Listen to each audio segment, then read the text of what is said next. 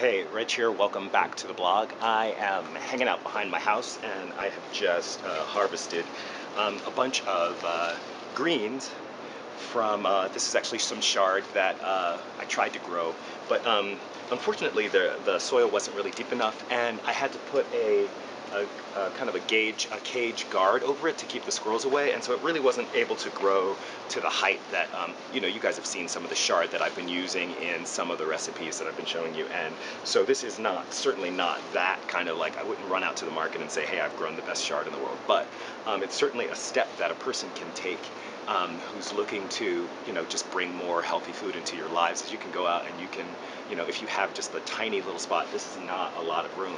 I don't know if you can see, but, maybe all told, this is about 10 square feet, just behind my house, and set up, a couple of boxes that are maybe 6 by 3 to grow some vegetables. So that's one step. And I guess what I want to talk about in today's blog is just access to food, and that I understand that not everyone has that kind of access.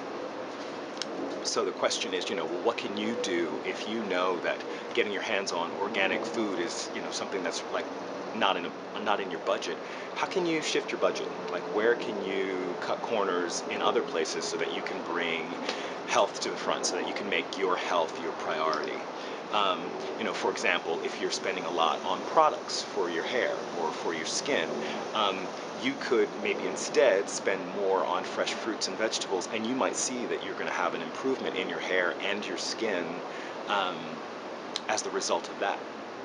So maybe where you cut in one place, you're going to gain in another, and at the same time, you're going to be maintaining your health. You're going to be maintaining the inside and the outside simultaneously, as opposed to just maintaining the outside with something that might have some chemicals in it that are actually going to be affecting you adversely on the inside. So that's just, a little side note. So that's how do you, like, maintain your budget and make it, even if you are really, really on a limited budget, how are you going to make it possible for yourself to get the kinds of foods into your life that you need?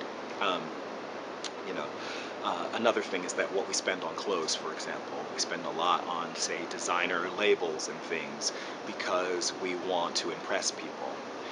When you're healthy and your body's looking good and your body's looking fit, you're not going to be nearly as concerned with what you're putting on your back. In fact, you're probably going to want to wear less clothes because you're going to want everybody to see the beautiful body that you have because of the foods that you've decided to put in them. So that's another thing.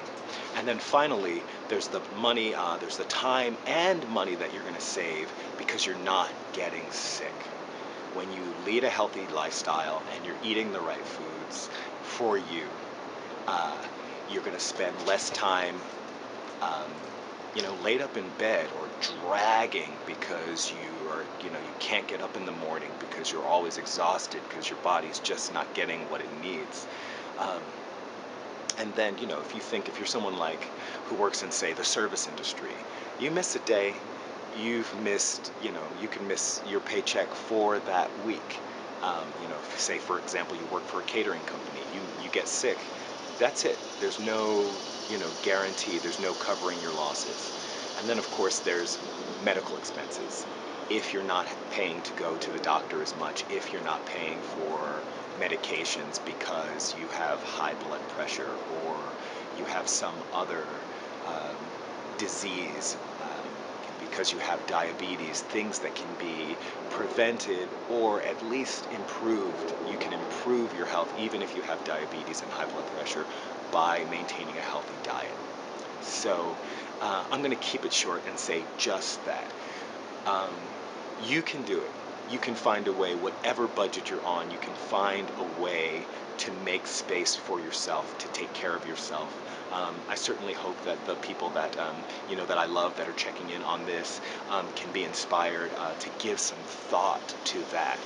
How am I going to use the way that I eat and the way that the way that I exercise, the way that I, go for walks. How am I going to use that as part of a strategy for having a healthier and happier life on the budget that I have to work with? All that said, I'm going to let you guys go. I'm going to go in and try to do something with all of this chard, and hope you guys have a great day. peace.